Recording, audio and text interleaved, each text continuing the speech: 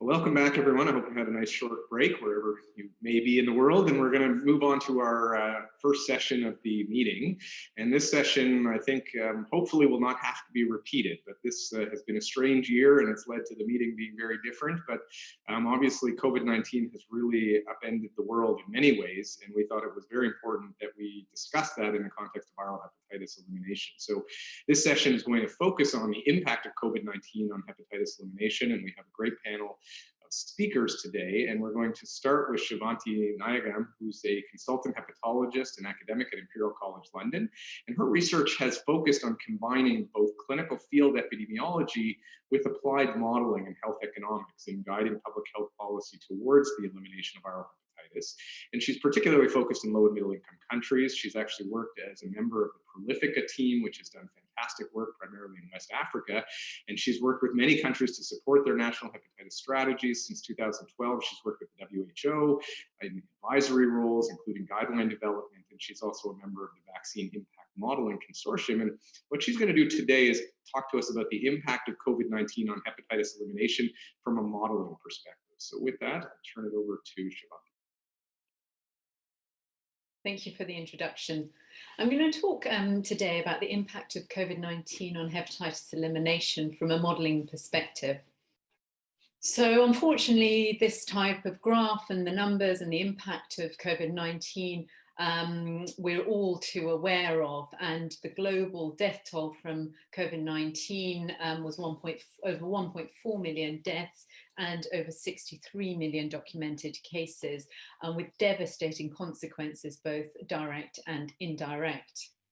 It is really within this context that I'm trying to put the hepatitis elimination agenda in. In 2016, the WHO adopted these ambitious hepatitis elimination goals, which aim to reduce hepatitis B and C incidence by 90% and mortality by 65% by 2030. This is now a decade away. And what we want to consider is how is this affected by the current COVID-19 pandemic. Firstly, have hepatitis services been disrupted? Why, where, by how much, and how sustained are these disruptions? And what impact could these disruptions have on hepatitis-related deaths, new infections, and the hepatitis elimination agenda? And then thirdly, we need to think about what strategies can be adopted to mitigate these detrimental effects. And these will be covered by other speakers during this session. Unfortunately, disruptions have been seen across all domains of viral hepatitis services: vaccination, testing and treatment, liver cancer surveillance and treatment, and harm reduction services. I'll just talk about a few examples that we've seen in the literature.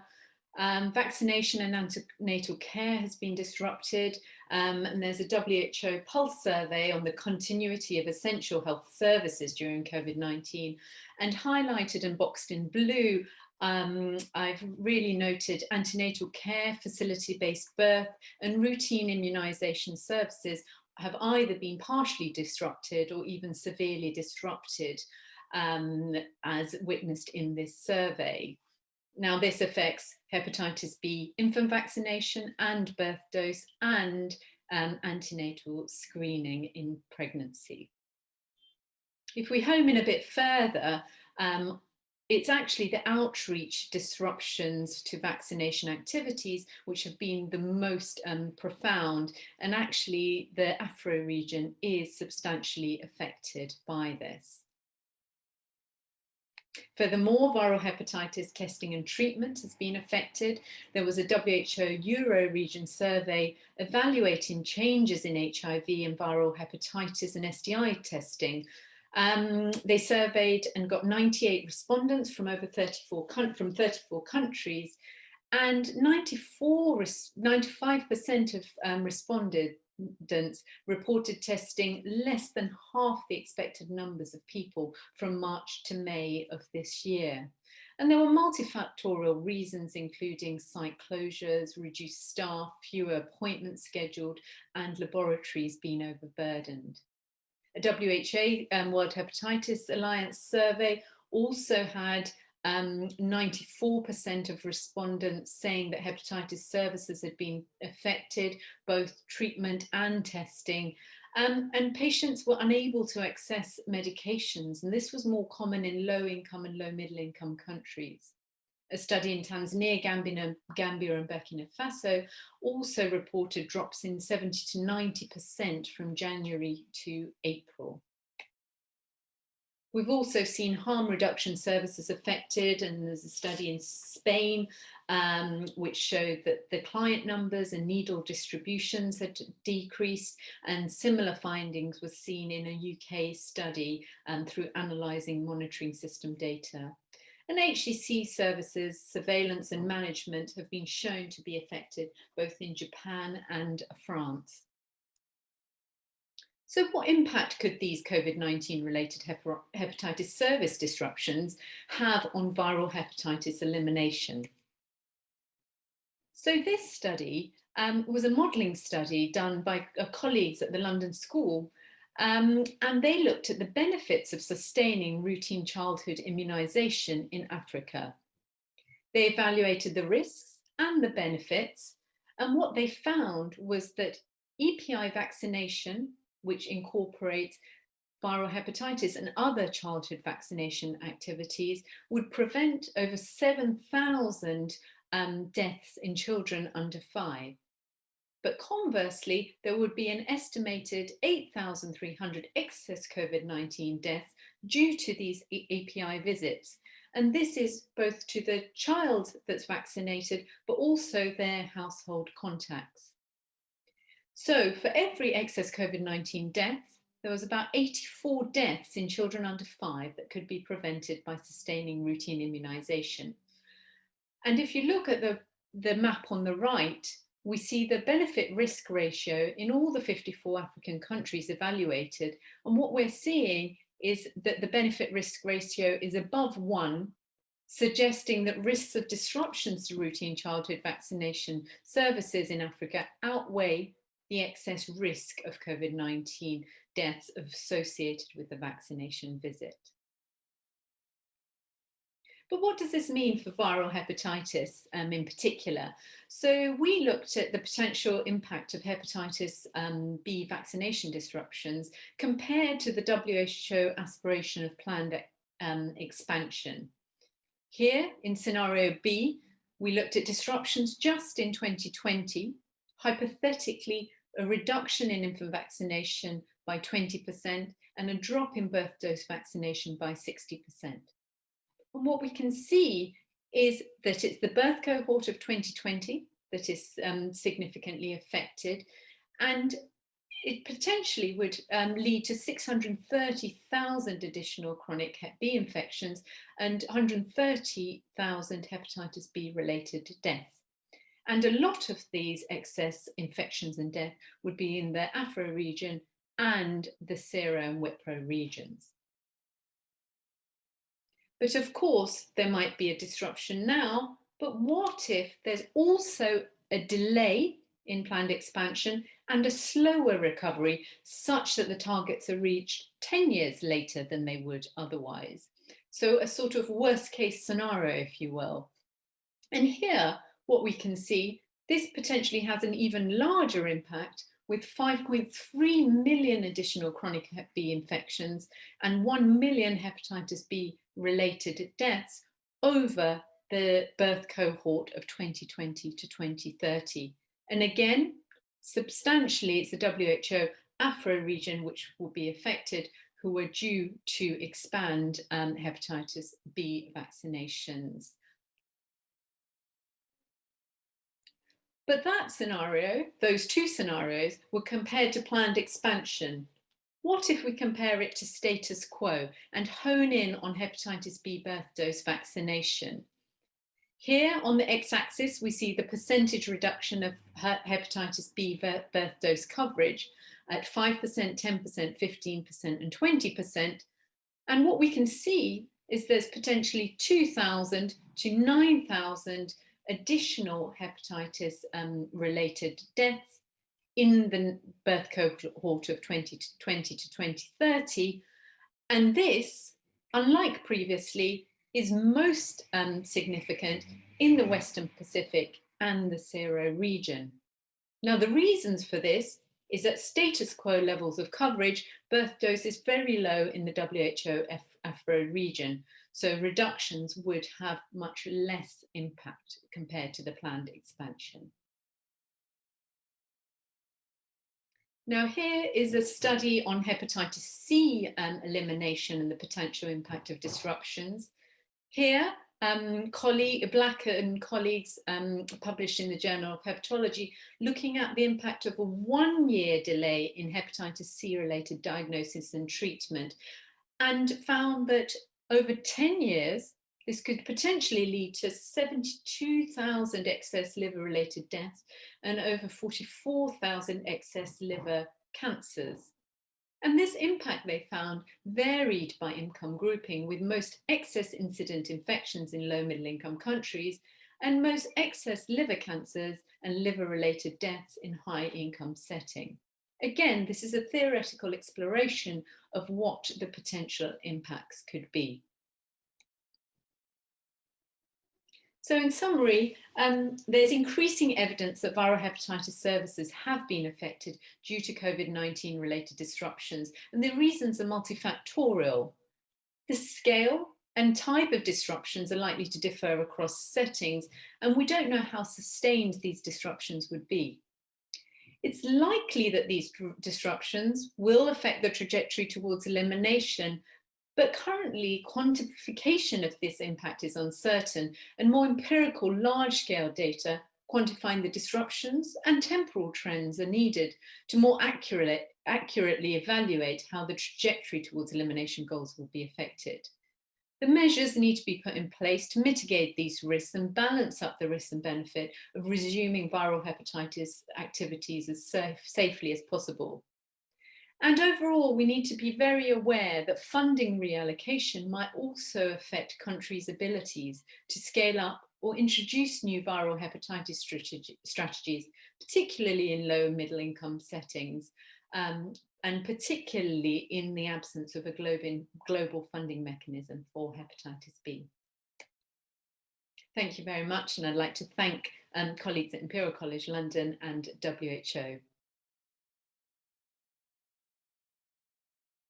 Well, thank you, Chavanti. That was a fantastic talk and really gave us a big picture view of what the impact of COVID-19 has had on elimination efforts. And now we're going to take a look a little bit more at the focus down a little more, and no better person to do this than Saeed Hamid, Professor Saeed Hamid, who comes just from the Aga Khan University in Karachi, Pakistan, is well known to the viral hepatitis community as really a world and national leader in viral hepatitis efforts at elimination, and also an expert clinician. And he's going to give us the view of the impact of COVID-19 on hepatitis elimination, thinking about the healthcare perspective.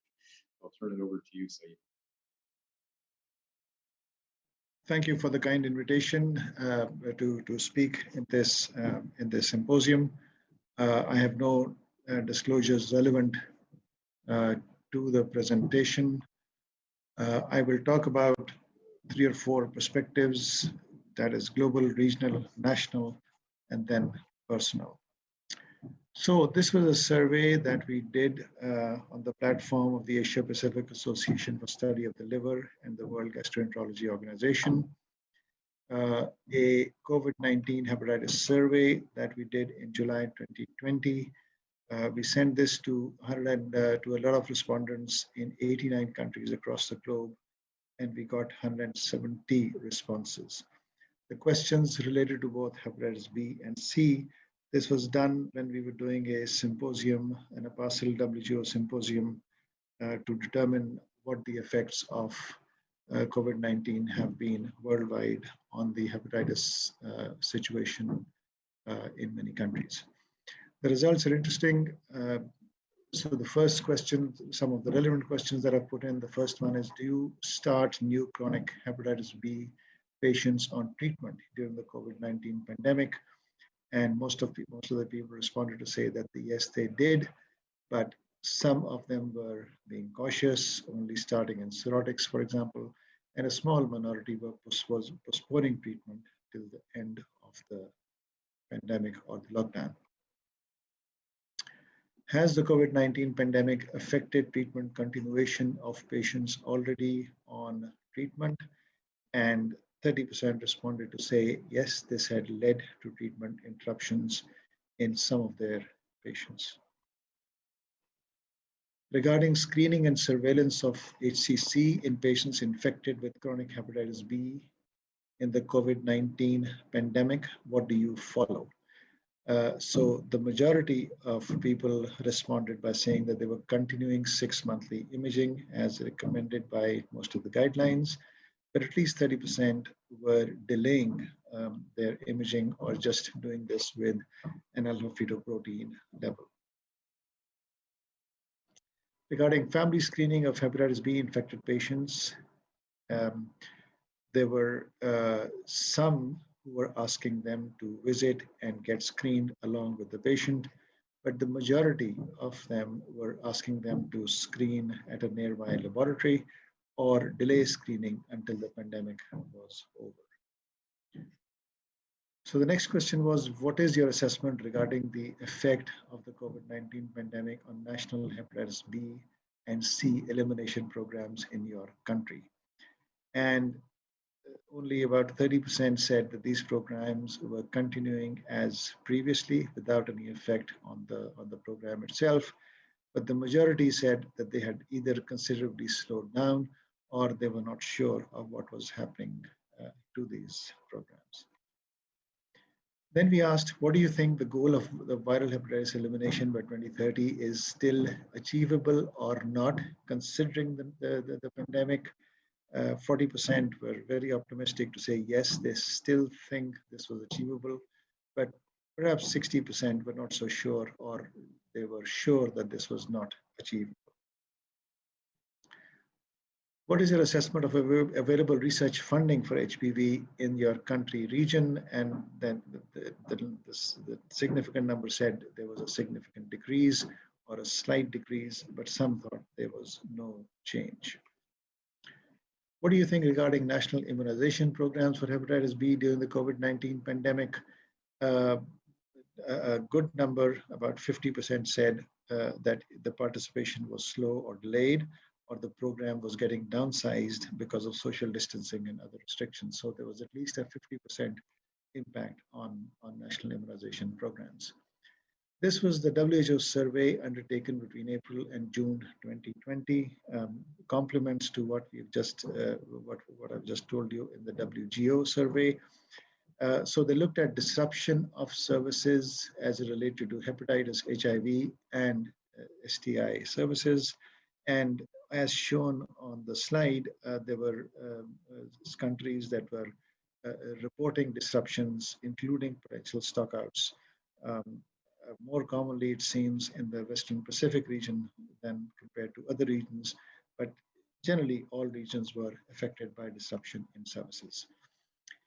This looks at it more graphically. So hepatitis B testing was affected in 10 out of the 61 countries that were facing disruptions, and so was hepatitis C treatment initiation in 6 of these, and about 5 or 10 of these countries were showing disruptions in prevention programs like needle and syringe exchange programs, etc.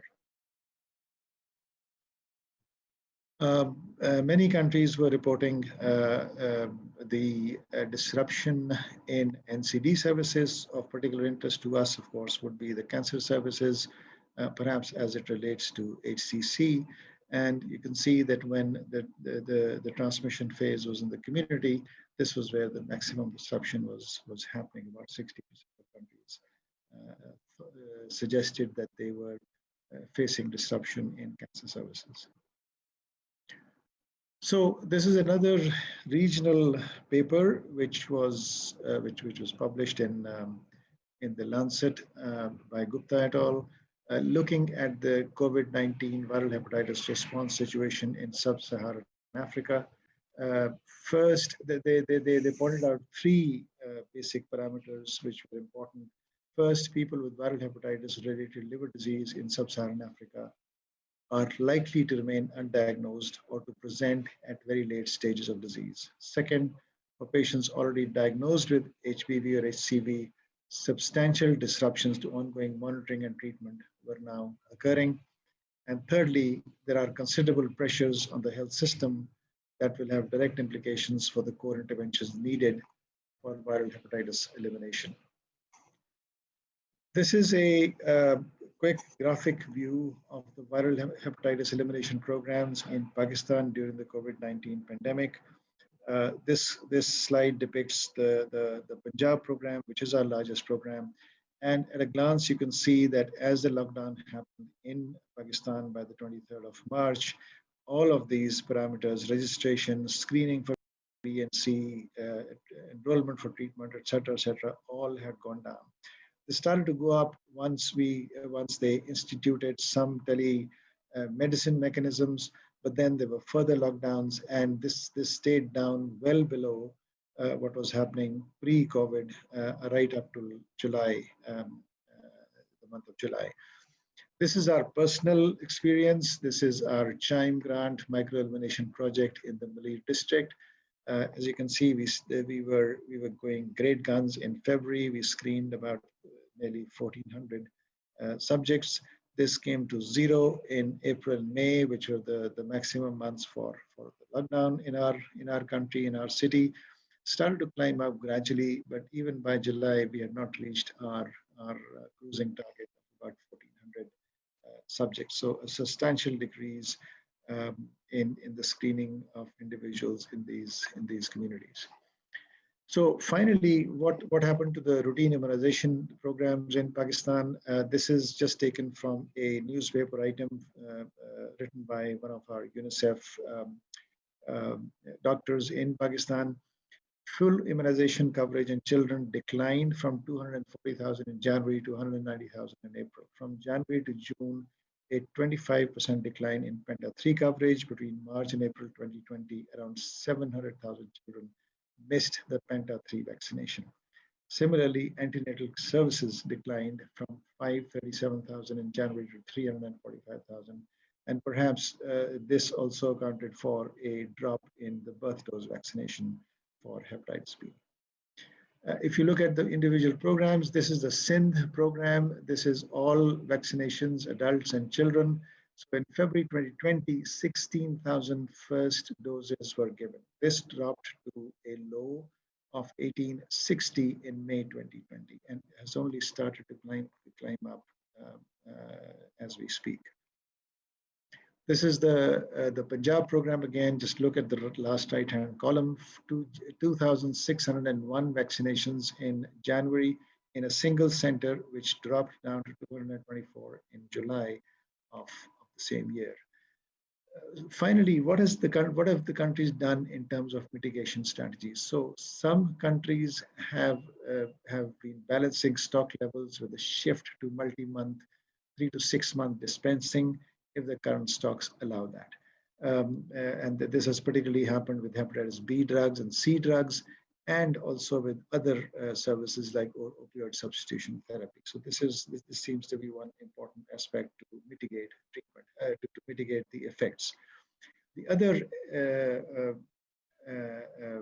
parameter that has worked well are telemedicine and triaging, which have been adopted really, as you can see, across the board, from low middle income to upper middle income and high income countries.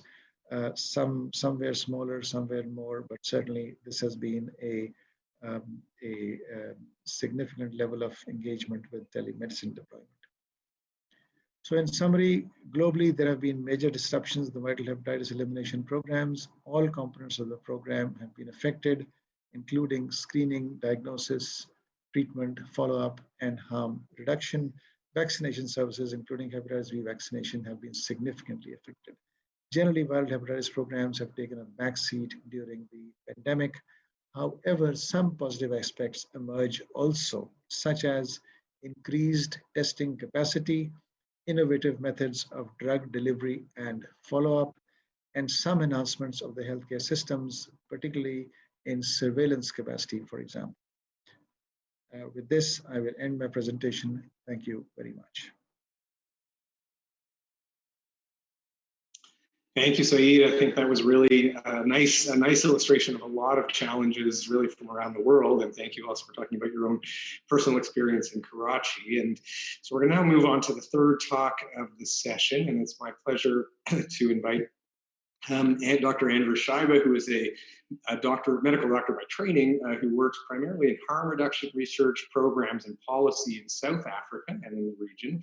And his work focuses on the intersections between infectious disease, determinants of health, and rights. And he's a technical advisor for TB and HIV care, and is a researcher at the University of Pretoria. And Andrew's going to try to give us a community perspective today on the impact of COVID-19 on hepatitis elimination. Andrew. So it's been fantastic to be invited to join this workshop. And I thought a little bit about, what is community? Who is my community? Is it the people I live with? Is it my family? Is it just humans? Is it our environment? And it's really gotten me thinking of around viral hepatitis and community perspectives. What could I share?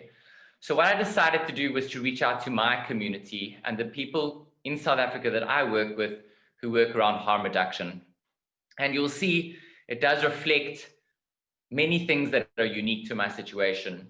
I'm a fairly privileged white male, so my network is largely white. Half of them are women. Many of them have experienced homelessness, and some of them have been on the street. I think what it does show is our history in South Africa of segregation and exclusion, and it's perpetuated in my life, and COVID has really brought this to the fore. And so with that context, these colleagues in my network have given some of their ideas of what it really means around harm reduction and viral hepatitis in our context.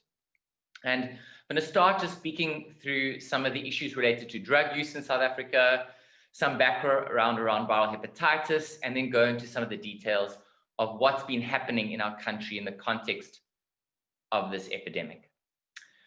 So in terms of harm reduction, for people who don't know, this is South Africa on the southern point of Africa, and we have a population of just under 60 million people.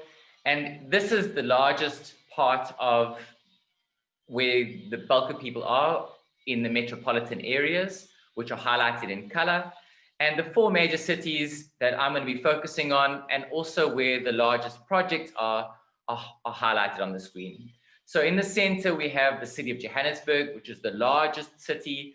It's in the economic heartland of the country, and it's very nearby to Pretoria, which is the administrative capital of the country. And both those cities have got harm reduction services. The needle and syringe service in Johannesburg reaches the most people in the country, about 5,000 people. And in Pretoria, they have the largest opioid substitution therapy program, where they've got around just under 1,000 people on largely methadone. Cape Town is where I'm based in the south. It's a city that has got a long-standing history of a needle and syringe service. The opioid substitution therapy program remains very small, but it is the only city where there's access to hepatitis treatment, but it is limited at the moment to an academic tertiary hospital. None of the other cities have viral hepatitis services. This context that I've presented on the screen is where we were at in February 2020. That was just before the start of COVID. And you'll see in the city of Durban, which is on the east coast of the country, there was a needle and syringe service, but it was stopped in 2018 by the city municipality. It was stopped for reasons due to political interference of an evidence-based intervention, particularly because there were concerns of needles and syringes being washed up on the beach, as well as citing reasons of insufficient interaction and engagement with stakeholders.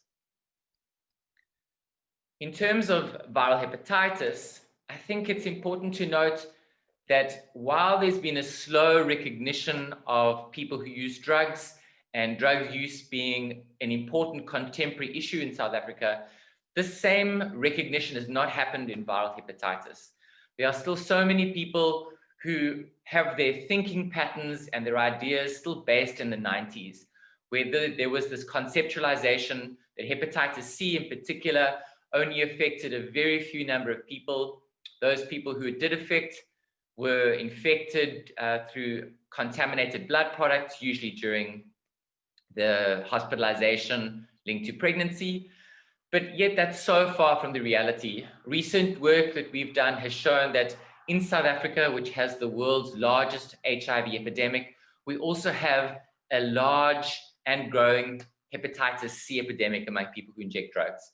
While the numbers are not enormous, we have an estimated 75,000 people who use drugs, who inject drugs, largely heroin, but also other stimulants. Among them, 1 in 2 is infected with hepatitis C.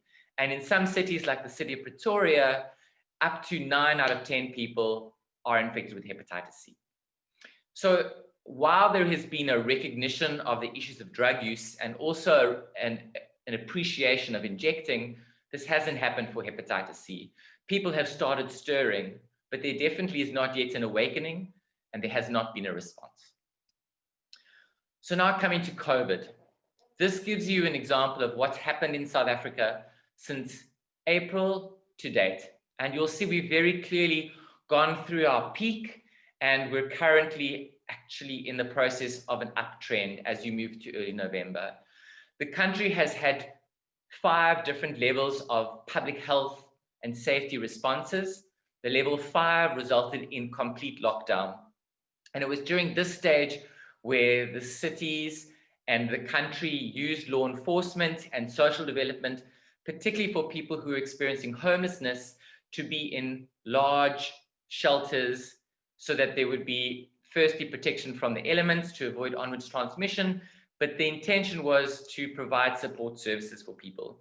As the epidemic reached towards its peak, the restrictions have reduced.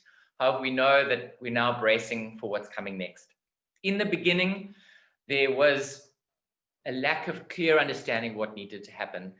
There was an underestimation of the number of people who are living on our streets and who are dependent on opioids. You'll see some of these pictures of the scale of the enormity. In the city of Pretoria, on the eve of lockdown, hundreds of people were waiting to enter the large shelter, which was at the Caledonian Stadium. There was not at all a recognition of the numbers of people. In the city of Johannesburg, on the first day, unfortunately, there was the use of force and violence by police, particularly affecting people who use drugs who are on the street. Some of their belongings were stolen, their drugs were stolen, and it wasn't this public health safe response. However, in other cities like the city of Cape Town and Durban, what did happen is a recognition of how important it is to have an understanding of what opioid dependence is and what happens if people don't have access to opioids. It was only when people were in these contained environments. In Pretoria, it was up to 2,000 people, but in each of these cities, there were these large stadiums where people were going through withdrawal. And there wasn't the forethought and the planning to provide opioid substitution therapy. In the city of Durban, there was a recognition and an ability to start providing low-dose methadone as part of long-term withdrawal. And that provided opportunities for stakeholders like the police to really start to understand what opioid dependence is, why people use drugs, and the issues they face. And really it provided this fundamental paradigm shift of understanding in the city of Durban, which had earlier in 2018 stopped a needle and syringe service. In the city of Pretoria, where there was already the largest opioid substitution therapy program, it enabled rapid scale up in that large shelter of opioid substitution therapy. Over the period of COVID, over 1,000 people were started on methadone. However, because of funding price constraints and the unethical cost of methadone in South Africa, the need exceeded what was able to be provided, and the sustainability of continuing those people on methadone is securely threatened. So one of the things that's really important from a harm reduction perspective, and what COVID really showed us, is that we have to take the services to people. Expecting people to come to services, particularly if they're not meeting their needs, is really not an appropriate approach. So there was this recognition of within shelters, There needs to be integrated services addressing the needs of people who use drugs and really thinking about prevention. So the political need to restart this was shown by this individual who brought out the need to move things forward and really take things to the people. An important recognition of the current situation is how poor people really have been excluded. And it's without recognizing the vulnerability that they face, we will never address the issues of viral hepatitis. One of the positive things that happened was the needle and syringe service in the city of Durban was restarted, and people were able to access this important intervention. So just in some corresponding and concluding thoughts, COVID really highlighted the massive number of people who have opioid dependence in South Africa, but it did clearly show that prevention really needs to be the core of our response. Opioid substitution therapy really needs to be scaled up, and that can only be made possible with the dramatic reduction in the price. Political will can be generated, but generally it's lacking. And we're all parts of this community, and we really all have to try and be anti-exclusionist. So I didn't come up with a conclusion, but I asked a colleague for his thoughts, and I'll leave you with these recommendations.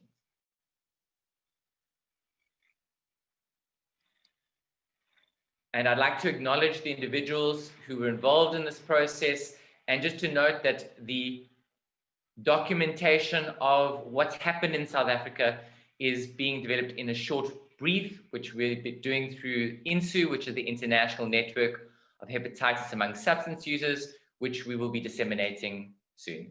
Thank you. Great. Well, thank you, Andrew. I think that really gave us a very innovative perspective, and I think really helpful insights. Thank you very much for that presentation. And we're now, after our 3 invited presentations, we're going to move to our 2 abstract presenters for this session. We're going to be hearing from different parts of the world. So it's my pleasure to invite Anna Aslanikashvili to present her abstract entitled "The Effect of COVID-19 on Hepatitis C Screening in Georgia." Hello, dear ladies and gentlemen. My name is Anna Aslanikashvili. I represent National Center for Disease Control and Public Health of Georgia, and I will be talking about the effect of COVID-19 on the hepatitis C screening in my country. All Eastern European country.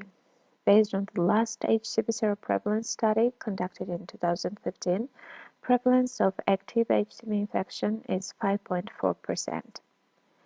In 2015, government initiated state HCV elimination program with ambitious goals to diagnose 90% of the infected individuals, treat 95% of the infected, and cure 95% of those treated.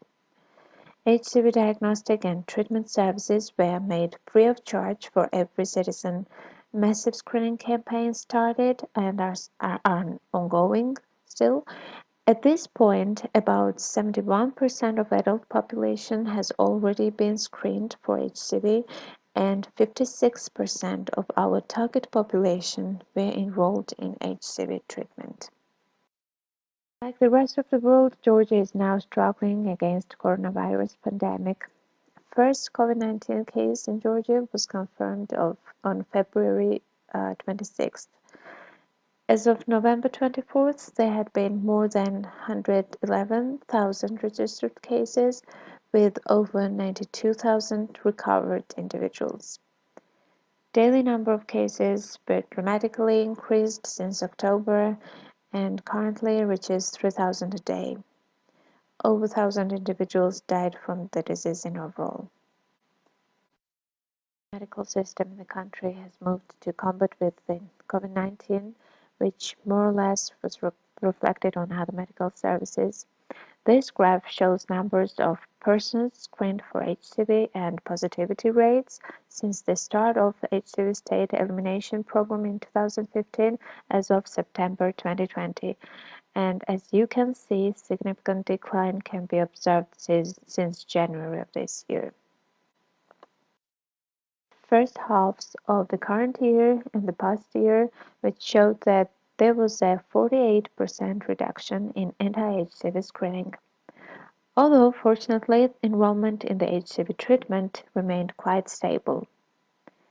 Certain activities need to be strengthened to facilitate the high coverage of the HCV-related services in the country, like the countrywide HCV screening, integrated screening of HIV, HCV, and TB on the primary healthcare level, follow-up of those individuals who screened positive but did not get confirmatory testing, and linkage of patients to care and treatment services.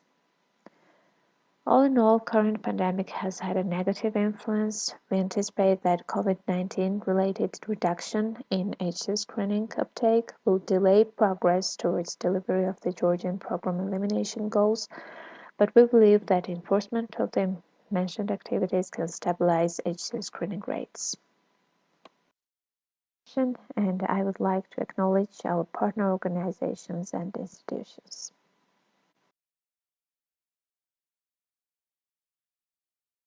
Thank you, Anna, for really giving us a nice illustration of all the great work that's being done in Georgia and some of the challenges. Clearly, still some important challenges. And now we're going to move to my home country of Canada. And it's my pleasure to invite Nicola Gale to speak on a model for collaborative care to increase testing and treatment of HCV in a shelter population during COVID-19. Hi everyone, welcome to our presentation on a model for collaborative care. This was a model developed by myself and my colleagues at a liver clinic as a way to increase testing and treatment of hepatitis C for people experiencing homelessness and living in shelters. This was all developed during the COVID-19 pandemic as a means to continue providing Hep C care despite everything that has been going on in the last 8 months. So a little bit about us. Kate is a registered nurse working with CUP's Liver Clinic.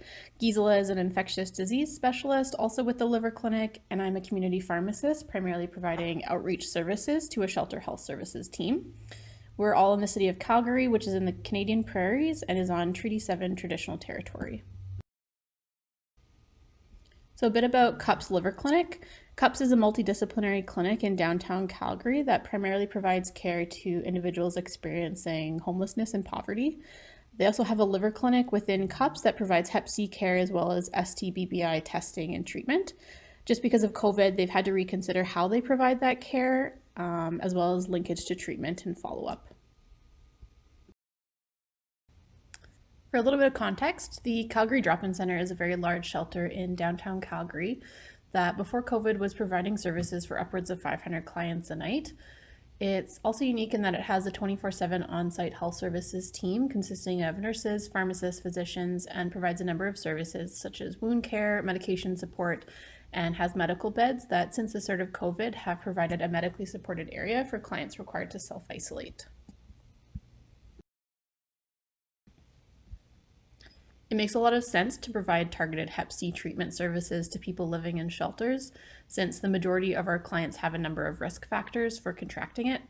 Unfortunately, our clients also experience a number of challenges in accessing healthcare services through traditional access points like community or outpatient clinics. Even just booking and attending appointments can be a challenge, with many clients feeling stigmatized in traditional clinical environments and often require support and advocacy for their needs to be met. Meeting the unique needs of clients living in shelter was a key priority for our treatment pathway. Just from experience providing health services to shelter clients, we've learned that the following pieces listed on the left side of the slide here are quite important to providing care that meets their needs. Some important pieces of that were making sure that access and knowledge to Hep C care is decentralized and low barrier, essentially providing services where the clients are at. An important piece of this is training and capacity building with frontline staff to provide screening and point of care tests, for example. Another essential piece with this was pharmacy integration and support for providing medication safely and effectively within the shelter, which can be a bit of a logistical challenge in environments that are not healthcare facilities by design. Since safe storage is an issue, and because not all clients are independent with their medications, building capacity with shelter staff to provide that support was an important piece of this. So this is our treatment pathway, where you can see all activities occurring within the shelter in the orange box on the left, and all liver clinic activities occurring remotely in the blue box on the right. Shelter nurses provide screening, point of care tests, as well as pre and post test counseling on an ongoing basis for clients as they access other shelter services, and are able to initiate confirmatory blood work for any clients testing positive. Clients are then referred to the pharmacist for treatment workup and case review with the liver clinic, which includes specialist referral for clients at risk of cirrhosis or co-infection, for example. We're then able to organize treatment start and medication administration support within the shelter, which can be paired with opioid agonist treatment with methadone or Suboxone for clients experiencing concurrent addictions. Clients are monitored daily by health services and shelter care workers, and with Hep C care occurring alongside regular day-to-day health services activities, which includes connection to primary care and harm reduction supports, which are also available in the shelter. So we hope our model can be expanded to other shelter environments and first contact points for vulnerable populations as a way to streamline Hep C care into areas where traditional care models are missing the hardest to reach clients. Some key activities in achieving this were collaboration between the liver clinic pharmacy and the shelter health services team, creation of online modules for training and capacity building with frontline staff, providing counseling, screening, testing, and blood work, and then framework for medication administration and monitoring in shelter.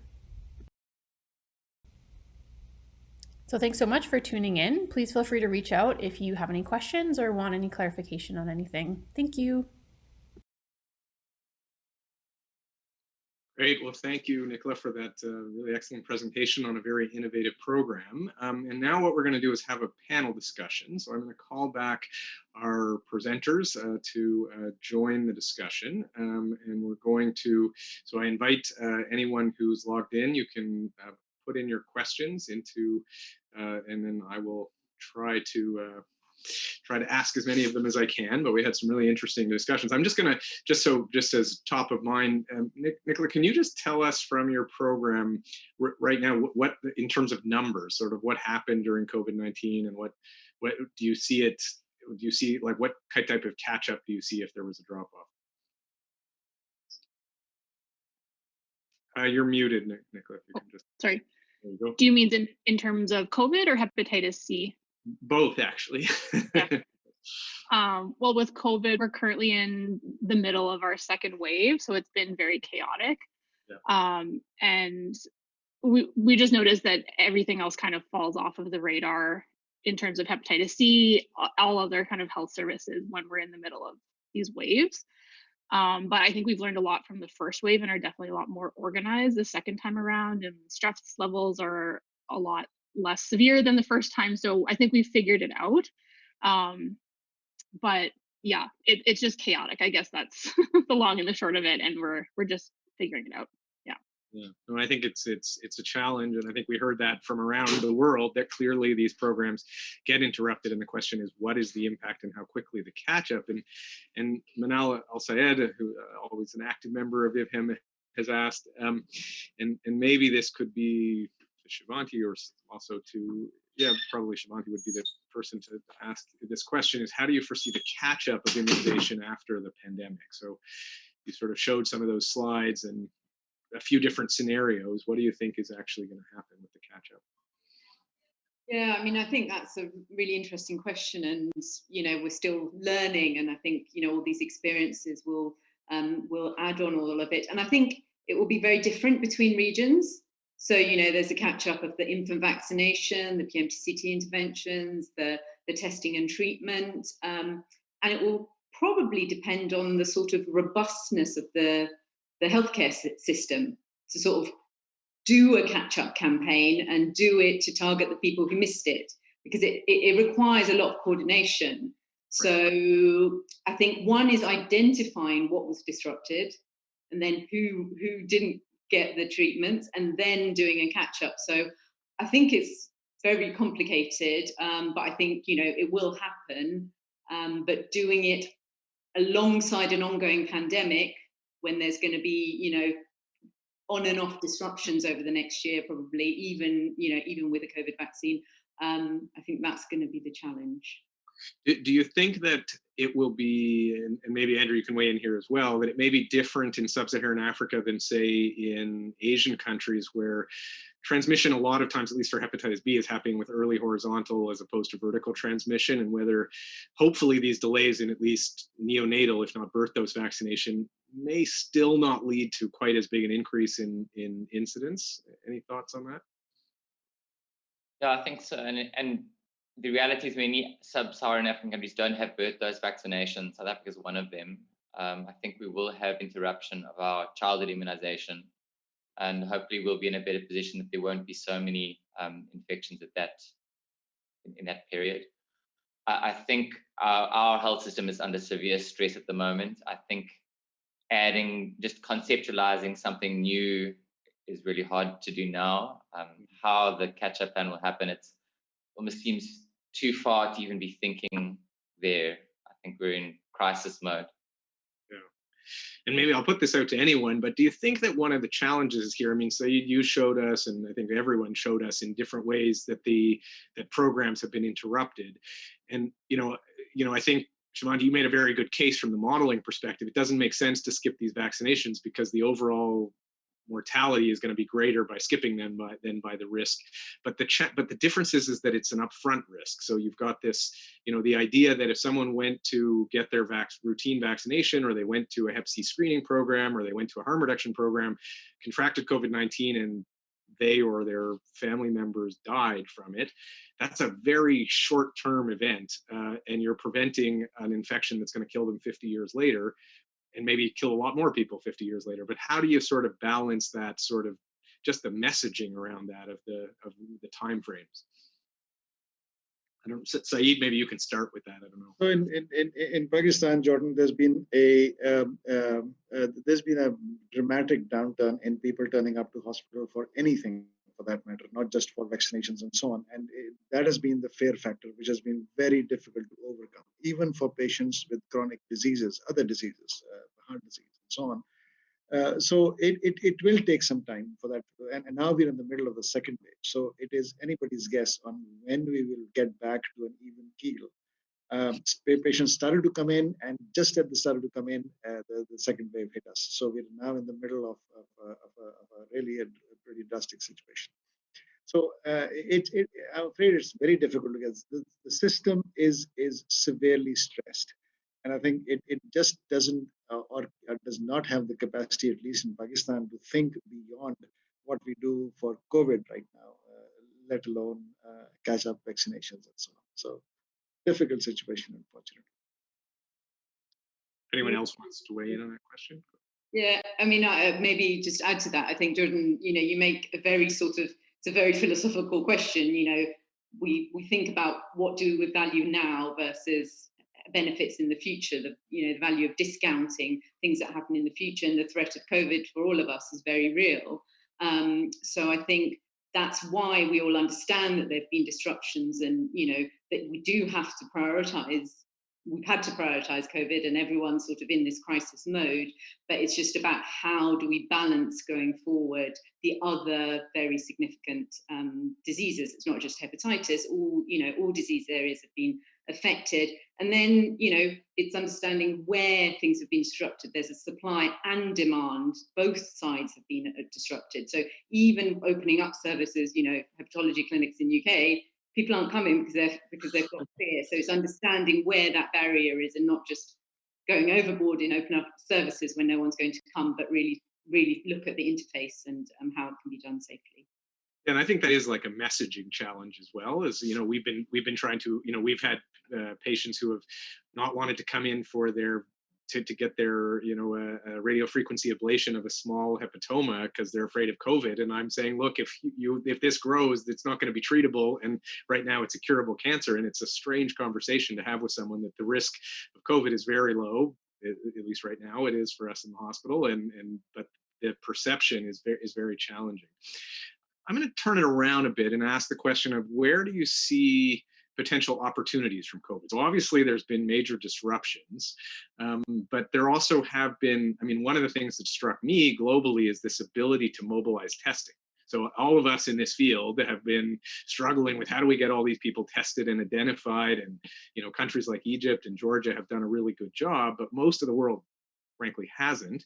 And yet we've suddenly been able to turn this on like on a dime, really, to get massive scale up of testing for COVID.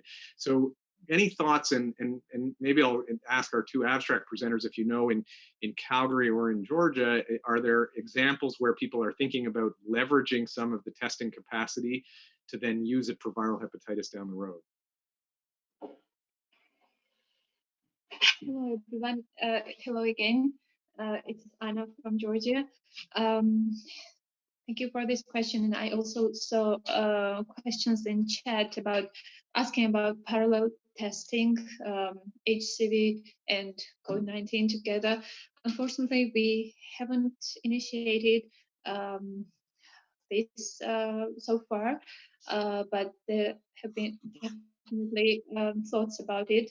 I guess regardless the fact that HCV has been our priority for the last 5 years since we started this elimination program, now the situation has dramatically changed, and during last year the priorities have changed very much, and all accents have moved to COVID-19. So unfortunately, we're not able to start this parallel testing at this point, but I think it's a great opportunity to find more people to test. And as I mentioned in my slides, we have more than 70% of adults already tested at least once in our population, but we have this remaining 30% that we have to find and to get them tested for HCV. Right, but they'll get tested for COVID. I mean, we're actually trying to link the antibody testing. People want to know their serology for COVID, and we're seeing if we can link the two things together. I mean, it's hard to do for testing for active COVID with Hep C testing, but you can think about testing for immunity if the antibodies mean immunity, which is of course an open question. But so we've been thinking about doing dried blood spot testing. Nicola, have you thought about anything like that in the shelter system to combine the COVID testing with HCV testing? Yeah, and that's kind of what our model is proposing, is doing all of this together. It's kind of an interesting point that COVID has really brought a lot of boots on the ground into the shelters where there wasn't a lot of frontline health services. So it really is the perfect storm, and you can see what kind of political and funding motivation there can be to really bring services when they're needed. So I hope that can continue for other epidemics that are happening in our shelters for substance use, addiction, mental health, and obviously hepatitis C as well. So hopefully we can continue that incentive to have these services available to clients where they're really needed, because our clients really kind of live in a bubble inside the shelter. They don't have a lot of interaction with typical services. They're not going to leave and go to appointments a lot of the time. So bringing that services to the clients in the shelter is really an essential piece. And we've seen that happen with COVID. So hopefully that can continue with hepatitis C as well. Andrew, in South Africa, has the ability, like the testing capacity, has it increased in the labs? And do you think we've certainly seen that happen, that our public health labs are doing testing numbers that they never dreamed of doing previously, and would have just outrightly said they couldn't do before, and now they've somehow made it happen. Has that happened in South Africa, and do you think you can leverage that for? I think what's also happened is there's been a really good private-public collaboration around increasing testing capacity. There's also shown the ability with political will to scale up novel and rapid testing. I think there still is a lot of also recognition of now the value of virtual means of training, that people were really reluctant to do that. And I think people this is another benefit, it's beyond testing, but it just means that the dissemination of training and capacity, I think, and saving costs that were spent on opportunity costs and staffing can now go for other things. I think that's a really beneficial thing we can conceptualize on. And from the harm reduction perspective, I want to highlight here, In many countries, they've needed to now lower their thresholds of take-home doses, of actually following best practice, of letting people who are stable take their medication. And the world hasn't fallen apart. And I think we really have to capitalize and highlight how important it is for being patient-centric and letting people go on with their lives while accessing opioid substitution therapy, or also take-home doses for, you know, HEP treatment, which people are still quite reluctant to do here. No, I think that's a good point. And Saeed and I were actually discussing that in the break, and maybe I'll ask Saeed what you think about that. But I showed you the data on these very simple monitoring programs of really being able to just say, here's your pills, go and take them. And then if we don't have a high risk of advanced liver disease or reinfection, maybe we don't even need to confirm you're cured. We just assume that you are. So Saeed, I know you had some concerns, and maybe just do you want to just discuss that a little bit? So the concern was great concept. I think very simplified. Will further simplify management. The concern was in large programs, for example, even if you, let's say, have a 3% relapse rate, that amounts to a number of people. How many of them will develop those RAVs and so on? The resistant variants is difficult to estimate. So that was just a little bit of concern about that. I don't know how one would address that. Use the public health hat to say, well, fair enough, that's a reasonable, acceptable drop-off, and we go on.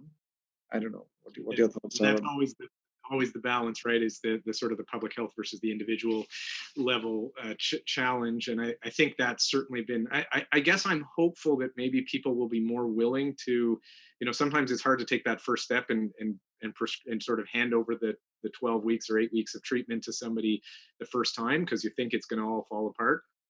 Even when you've seen papers showing that it doesn't, and you've seen demonstration projects that it doesn't, but actually doing it, and now they're sort of forced to, and whether that might actually lead to a bit of a stimulus to start implementing some of these simplified models, which personally, from a public health perspective, I think are critical. I don't think we're gonna get to elimination.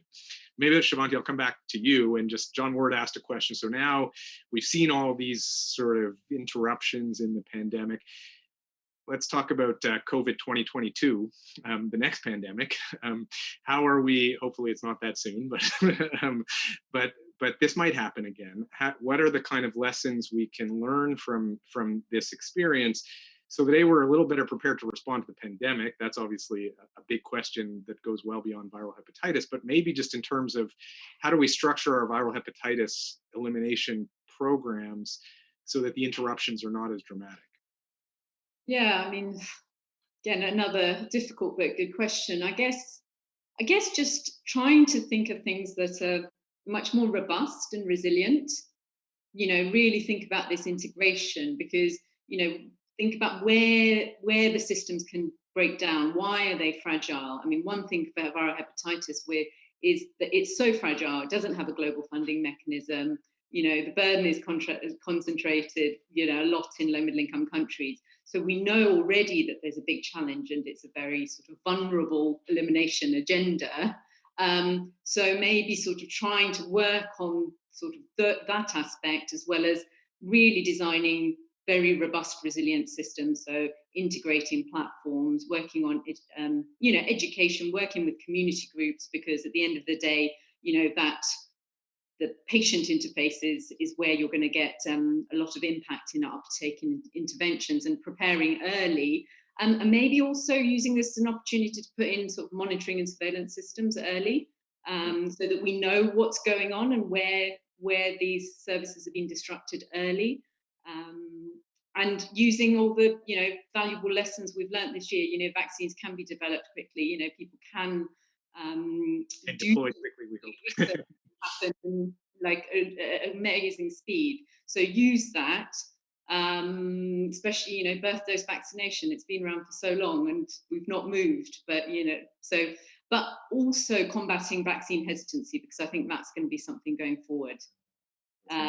People are going to be more hesitant of vaccines, and hepatitis B is probably going to be part of that. Well, I think that's a really good point. And I think it sort of speaks a little bit to what Meg talked about, and sort of the new WHO goals and having really these data systems. And maybe, you know, one of the things we've been doing that's been, I think, fairly effective is most countries have figured out ways to track COVID-19 at least a little bit, maybe not perfectly, but can we try to use those systems of public health monitoring and surveillance and transition them to be able to do this a little bit more in other spheres, and sort of, and also I think taking a bit more of a public health approach to thinking about disease prevention. I mean, that's one of the things that I look at as potentially an upside of COVID-19 is I think people have sort of, and it depends on the country a little bit, where it depends how political it is, but recognized that you know, a public health approach to this is more effective than an individual level treatment or sort of an individual level care approach, which I think we've been advocating for in the viral hepatitis and HIV space for a long time, but haven't got as much traction. So I'm sort of cautiously optimistic that we might have a little bit of an uptick in that side of things. Do you think, Andrew, maybe I'll ask this to you. I mean, one of the things that I think COVID-19 has also shone a spotlight on, certainly in high income countries, is that this epidemic has really disproportionately affected some of the marginalized populations. So we've certainly seen in Canada that the people who have been most severely affected by COVID-19, lower socioeconomic status, newcomers to the country, people that are undocumented, people living with unstable housing. I'm sure that's true in low middle income countries too, but it's been really front and center in the US, Canada, much of Western Europe. Do you see that?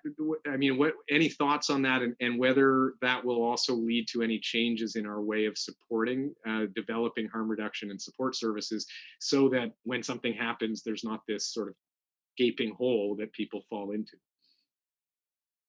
Yeah, I hope so. Go ahead. Maybe Andrew, you start. You were talking about harm reduction first, and I'd also be interested to hear Nicola's thoughts on that as well.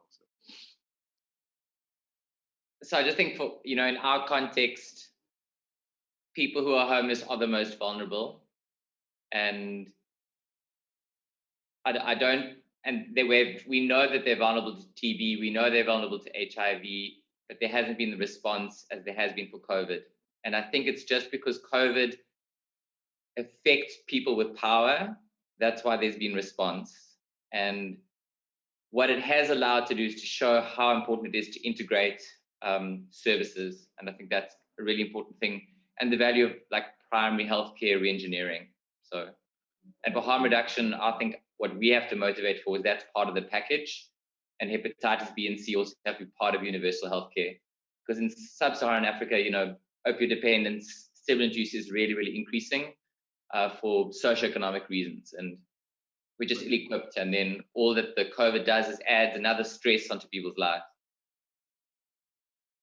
But do you think that it might actually, I mean, so I think certainly in the press, in the lay press, in the media in Canada, there's been this repeated, and I mean, I'm sure Nicola can speak to this as well, that there's been this discussion about the fact that this is highlighting inequities in our society, where I think we like to certainly believe in Canada that we have a good healthcare system and we're providing for some of the more marginalized populations. And I think what COVID has really shone a spotlight on is that we're not doing as good a job as we might like to think, and that some of the people that are struggling with these challenges have really been hit hard by COVID. And I guess my hope is that we take those as learning opportunities to say, can we strengthen the systems, and that then has a carryover benefit to viral hepatitis, TB, HIV, the other conditions that are also disproportionately affecting these groups.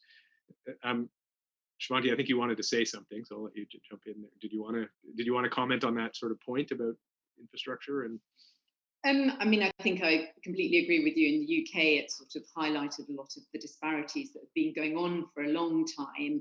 And so I think it is an opportunity going forward that actually the sort of bigger health agenda will take into account marginalised populations and try and reduce some of the existing inequalities. And obviously viral hepatitis is sort of a key part of that, I think. So it's an opportunity, I think, for going forward. Nicola, do you think it will strengthen the support for the shelter system? I mean, I think that's happened in Toronto, but do you think that'll happen in Calgary? Absolutely. Like COVID has highlighted gaps in COVID care, but it's also highlighted the gaps in all other aspects of access to primary care and specialized services like Hep C. Like I mentioned before, our clients live in a bubble, and for people who don't have interaction with clients living in shelters, for example, it's very easy to ignore and not see that. But this is really, like you said, shone a spotlight on it, and I hope that recognizing the gaps in COVID care help people to recognize the gaps that exist in other types of care. And the boots on the ground in the shelter is so necessary to COVID, but it's also so necessary to addressing all of the other health problems that exist for our clients. So yeah, 100% agree. So then, another challenge that comes up, which I think you all touched on in various places, but is about the economics of this. So, money has obviously, and I mean, it's a real challenge. Like, we can all complain and say people aren't allocating money properly or whatever, but the reality is governments are going to be in a financial crisis because of the outlay of funds on COVID. Anna, maybe I'll ask you, in a country like Georgia, which has done this really fantastic, international leading effort for elimination, how is this going to, like, the impact on the economy and the support for your elimination program? Is there going to be a drop off, or do you think you're still going to be able to maintain what you were doing?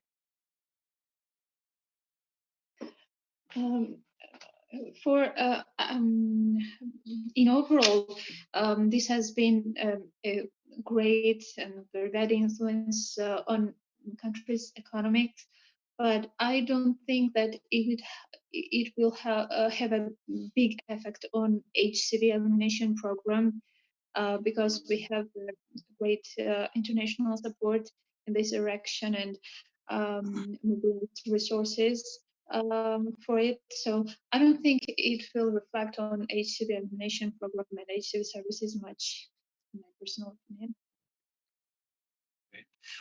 Saeed, can you comment on Pakistan, with obviously a huge burden of hepatitis C and some amazing national programs to try to address it? Is this going to derail things forever, or is it going to be temporary?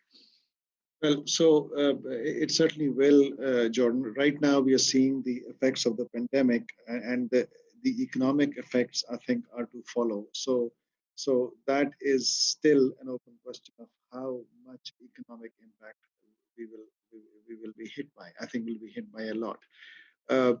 Just one thing to add in terms of the positive aspects, and that has been the so-called the command and control structures that have been put in many countries, and they have been really very effective, at least in Pakistan as well, to handle the pandemic. And these are kind of these could serve as templates, for handling other in inverted commas medical emergencies, and hepatitis C could be a medical emergency for us with the highest disease burden right now. And the multidisciplinary nature of the command and control structures has really helped in addition to developing the surveillance systems and the diagnostic testing capacity and so on. So that's just one other positive aspect that I wanted to highlight. Right. Thank you. I really want to thank all of you. We're going to close the session. We've had three really great presentations, I think, giving us a very high level modeling perspective right down to the community level. And then very nice abstract presentations on showing us some innovative models and some experiences from different parts of the world. So thank you for this really, I think, important session on thinking about COVID-19 and its impact on elimination. Hopefully, we tried to finish with a little bit of a positive spin, that we might learn some things from this and make some, turn some challenges into opportunities. And with that, we're going to take a short break and come back in 15 minutes and for our next session. So thank you again to our speakers and presenters, and we'll see you again shortly.